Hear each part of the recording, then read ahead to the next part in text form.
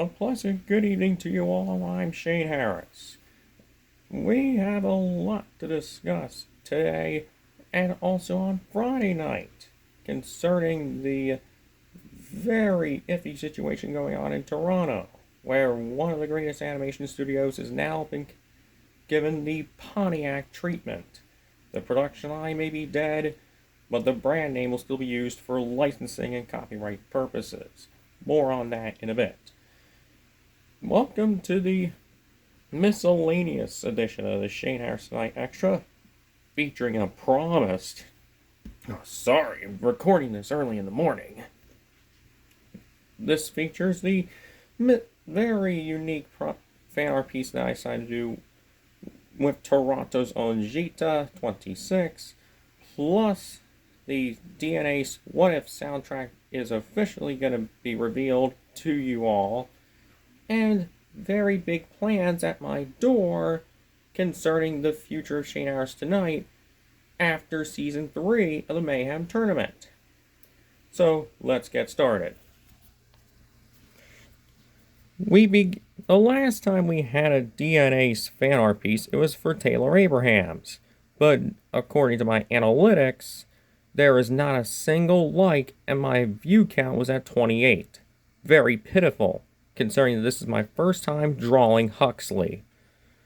Like, it actually has a lot of fun to it. But now, we've came from that, and now, my next DN Ace fan art piece, that is for Jita 26, happens to be another first. My first time drawing Sloane. And here it is.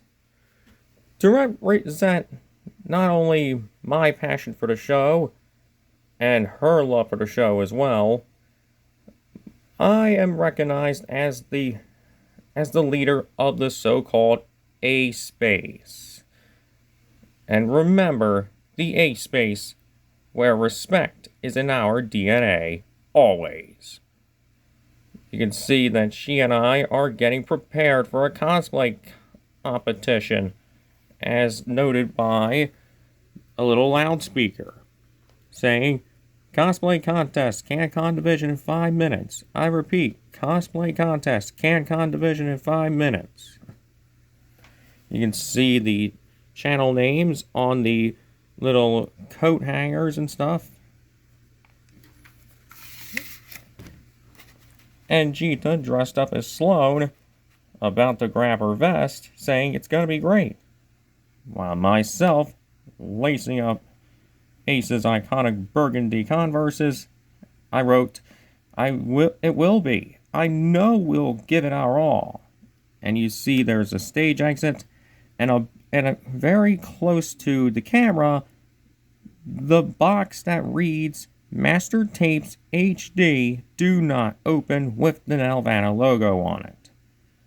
A little nod to the fact that my friend The Classics is dealing with a whole lot of copyright issues. DN Ace, unfortunately, was the last show to get copyright struck before Nelvana has closed up their production line. Yes, we will be tolling 10 on Friday because the brand has been given the Pontiac treatment. They're still alive, quote-unquote, for licensing purposes. Like, course to just sell the fucking lot already, you know? Anyway, it was good that I finally got to draw Sloane for the first time. And she does not have her, boots with the heels on it. I decided to go with the much easier, much more comfortable Uggs instead. And I did it in purple. Dark purple to match. So, Jita, I hope you like it. I hope you like it.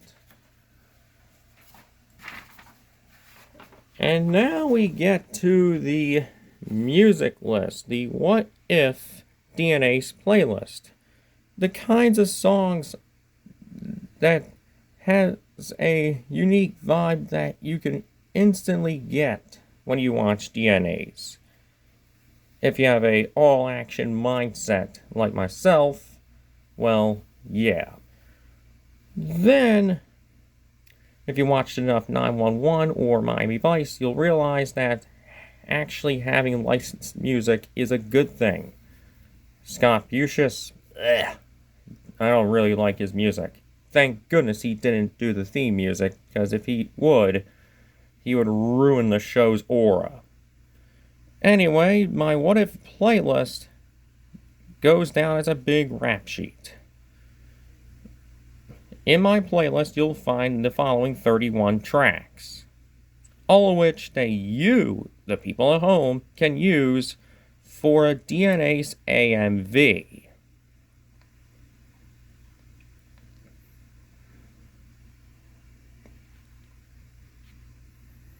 We have, of course, as my main theme of choice, Sammy Hagar's Winner Takes It All from the movie, from the Sylvester Stallone movie, 1987's Over the Top. Then we have an unknown theme for Japanese professional wrestler Masato Tanaka, which he used in FMW and in the US as ECW, simply known as Dangan. I used that for any given Clash Day. Then we have the Showdown video game theme for Jake the Snake Roberts. I used that for Baby Snakes Are a Pain. Then we have the Showdown theme for Kerry Von Erich. I used that for Countess of Clash. Then we have the stock production track Rise of the Gladiators by Ron Kami. I used it for Vending for Danger. Then we have Bruce Turgon and his iconic 1996 theme music for HBO's Boxing After Dark. I used that for the Dash and Splash. I also decided to use Bruce Turgon's Walk Through Fire for the episode Hot Mess. Personally, it's one of my favorites. Then we had David Riley's Quest for the Best, another stock production track from way back yonder that would be used in Scrapkins Clean. Then another stock production track from David Riley's own catalog, Olympic Action, is used for Pure Clownage and its companion episode. Jim Johnston's Venom, which has a great glass-shattering sound effect that perfectly matches what happens if you break a mug, that was perfect for my vision of a muggy day. Then, from the Mutant Football League soundtrack, it's Cold Steel and Ice. That's used for Pearls of Wisdom. The feel of the song is directly similar to Sam Spence's own track, known as The Lineman, which would go on to be famously used in the world of football way back then, and it would later be adopted for Mermaid Man and Barnacle Boy purposes. Then Lawrence Schrag, the iconic composer of the Street Justice theme song in the early 90s, decided to have Swift Justice, one of his stock production tracks, be used for The Scourge and its companion episode, which is going to be pretty damn good, because the one that came after The Scourge was a cop-influenced episode where Mendel completely disses CSI Miami without even mentioning it. All they do is take their sunglasses off over and over. There's like no character development or plot, whatever at all. And then Ace is like, I know, isn't it great? And I was like, at least Ace actually has respect for cheesy cop dramas, like myself. Anyway, then we got Jim Johnston's masterpiece, which is the theme for wrestler Chris Masters, First Squirrel Interrupted. Then Sonic Sparks' All Right Come On, being used for Winging It and its companion episode. Stock music composer Gregor Gnarls, with The Assignment being used for The Ace and the Hound and its companion episode. Jim Johnston's Alliance Leader being used for Snot Rocket and its companion episode. Arthur Rubinstein's Big Apple Juice from the 1991 movie The Hard Way being used for Tropic Blunder and its companion episode. The showdown theme for Kevin Von Erich being used in Wish You Were Here and its companion. P. Wilson's stock production track In the Ghetto being used for Underground Clashdown. The main title theme to the 1987 movie No Man's Land by Basile Poldoris being used for The Night Leaper. Ron Kami stock production track Getting Physical for The New Guy, and Genesis with Phil Collins being used, and its hit song Tonight, Tonight, Tonight being used for Del Contender. Plus these 10 extra tracks that I decided to add as part of episodes that were blocked on YouTube.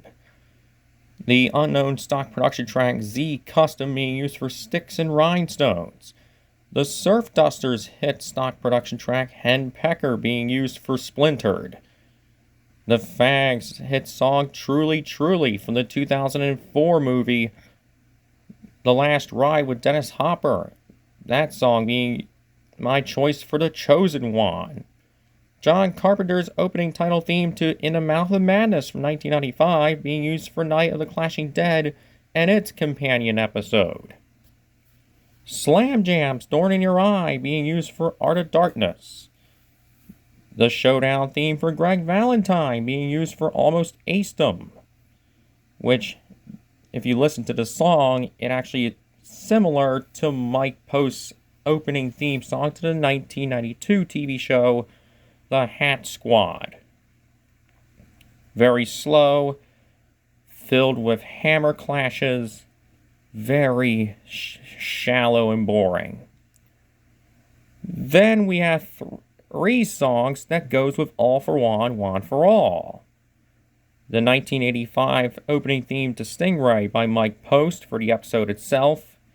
Joe Esposito's The Winning End for the 1983 Saturday Night Fever sequel, Staying Alive, being used as Ace's victory theme.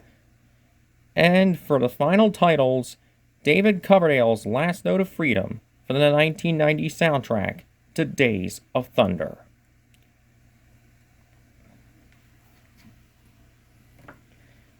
There you go, 31 legendary songs that you can use in your AMV of DN Ace. Head on to my playlist, download said video, and let's get to making, because I want to see some DN Ace AMVs here in the Ace base. And now we get to the good stuff, the other good stuff. As I light this up now, there you go. The future of Shane Harris Tonight will be in the fall of 2026 after Season 3, introducing Shane Harris Tonight's Armageddon Tournament. 44 shows, one big war. And yes, the O is a little gunshot on the side of the D. Hey. I separated all 44 into 4 groups of 11, separated by the 4 most well-known boxing promotion groups.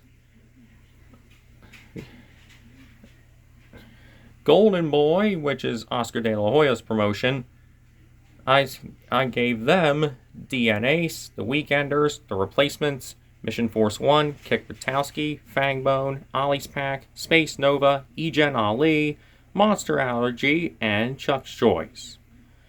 Top Rank, which is Bob Arum's promotion, I gave them OKKO, Wayside, Get Ed, Jimmy Two Shoes, Garage Band, Atomic Betty, The Rocketeer, Mysticons, Wish Fart, Get Ace, and Motor City.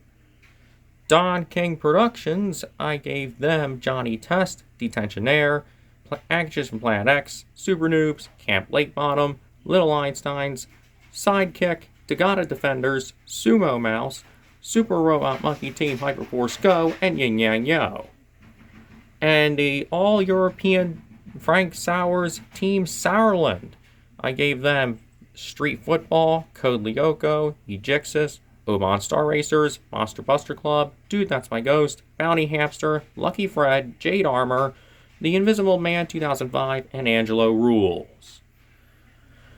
Of course, I wrote down all the finale, like group finale, whatnot, the Group 1 finale, the Armageddon finale, and the winner. Plus, this huge blank space will be taken up by the full body pose of the winner. Now, of course, the numbers will be a factor here. We will start with 44, but 20 of them will get eliminated because of poor viewership on Shane Harris Tonight. So if you want your favorite cartoons to go further into the tournament and not be labeled as first round exits, when we get to the fall of 2026, you guys better be watching a lot of my episodes over and over, just so that they would have a shot at going past the first round and finally end up competing full time for the Armageddon Championship.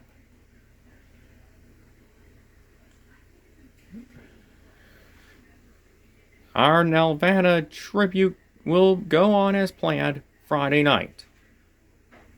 Good night, and we'll see you then.